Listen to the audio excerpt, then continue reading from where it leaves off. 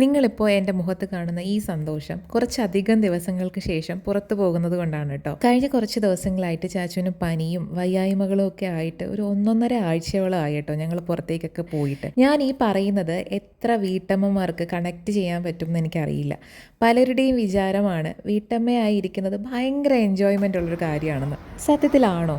അങ്ങനെ എൻജോയ് ചെയ്യുന്നവരുണ്ടാകും, എന്നാൽ അതുപോലെ തന്നെ അത് എപ്പോഴും എൻജോയ് ചെയ്യാൻ പറ്റാത്ത എന്നെ പോലുള്ളവരുണ്ടാകും. വീട്ടമ്മയാകുന്നത് അത്ര മോശം പരിപാടി എന്നൊന്നും അല്ല കേട്ടോ ഞാനിവിടെ പറഞ്ഞു വെക്കുന്നത്. മിക്കപ്പോഴും വീടിൻ്റെ ഒരു 4 മുറിക്കുള്ളിൽ ഒതുങ്ങി പോകുന്നവരാണ് വീട്ടമ്മമാർ. വീട്ടിലുള്ളവരുടെയൊക്കെ കാര്യങ്ങളൊക്കെ നോക്കി വീട് വൃത്തിയാക്കലും കുട്ടികളെ നോക്കലും ഒക്കെ ആയിട്ട് അവർ ഫുൾ ടൈം തിരക്കിലാകും. ഒരിക്കൽ സ്കൂളിലും കോളേജിലും വർക്ക് സ്പേസിലും ഒക്കെ അവരുടേതായ വ്യക്തിമുദ്ര പതിപ്പിച്ചവരാകും മിക്കവരും. പലതരം കലകളിൽ കഴിവ് തെളിയിച്ചവരുമാകാം. പക്ഷേ ഇന്ന് എല്ലാത്തിൽ നിന്നും മാറി വീടും വീട്ടുകാരുമായിട്ട് അവരുടെ ലോകം ചുരുങ്ങി പോകുന്നുണ്ട്. അതുകൊണ്ടൊക്കെ ആകാം നമുക്കൊരു പരിധി കഴിയുമ്പം ഒരു മടുപ്പൊക്കെ തോന്നി തുടങ്ങും. ഞാൻ എൻ്റെ പഠനകാലം കഴിഞ്ഞപ്പോൾ തന്നെ ജോലിക്ക് കയറിയ ഒരു വ്യക്തിയാണ്. കല്യാണം കഴിഞ്ഞും അതങ്ങനെയൊക്കെ തന്നെ ആയിരുന്നു കേട്ടോ.